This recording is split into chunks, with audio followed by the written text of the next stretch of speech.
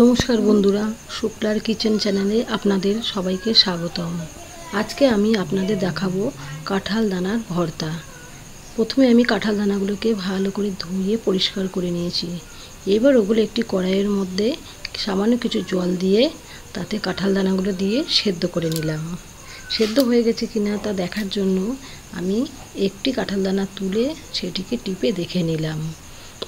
এরপরে কড়াইতে একটু খুন্তি দিয়ে নাড়াচাড়া করে ছান্তা দিয়ে আমি সে কাঁঠাল দানাগুলোকে একটি থালার মধ্যে তুলে নিচ্ছি। আপনারা এমনি যে কোনোভাবে জল ঝরিয়ে নিতে পারেন। জল ঝরানো হয়ে গেলে সেগুলোকে একটু ঠান্ডা করতে দেবো। ঠান্ডা হয়ে গেলে সেগুলিকে একটি মিক্সারের মধ্যে দিয়ে আমি ভালো করে গ্রাইন্ড করে নেব। গ্রাইন্ড করা হয়ে গেছে, এবার আমি সেগুলোকে একটি পাত্রে তুলে নেব।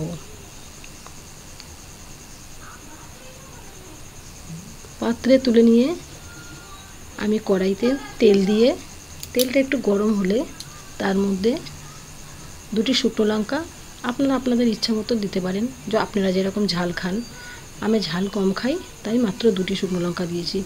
এবং রসুন থেতো করে দিয়ে সেটা ভেজে নিয়েছি। তারপরে শুকনো লঙ্কাগুলোকে তুলে নিয়ে তার মধ্যে পেঁয়াজ কুচানো মিডিয়াম সাইজের আমি দুটো পেঁয়াজ নিয়েছি।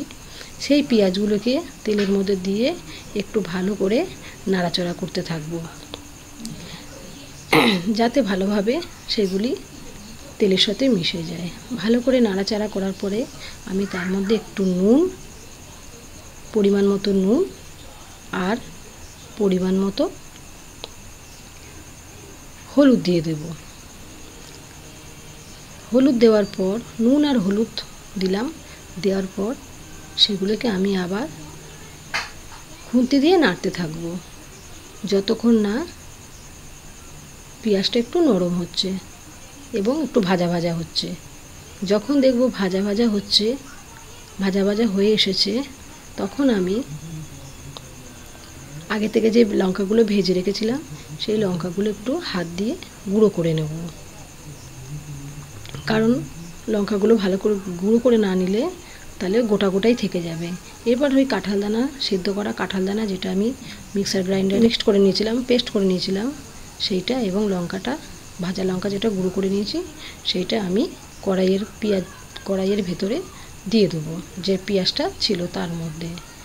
এবং এইভাবে ভালোভাবে নাড়াচাড়া করতে থাকবো যাতে পুরো মিক্সড হয়ে যায়।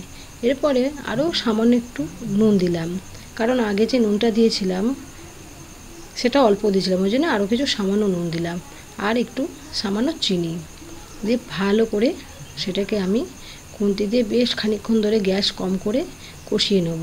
ভালো করে কষিয়ে নেওয়ার পর যখন সেগুলো ভালো করে মিক্সড হয়ে যাবে তখন গ্যাসটা বন্ধ করে দেবো। গ্যাস বন্ধ করে দেওয়ার পর একটু কাঁচা তেল দেবো যাতে ফ্লেভারটা বেশ সুন্দর আসবে। এরপর সেই কাঁচা তেলটি আমি ওই কাঁঠাল দানার ভর্তার মধ্যে ভালো করে মিশিয়ে দেবো। ভালো করে মিশিয়ে দেওয়ার পর আমি একটি প্লেটে তুলে নিলাম।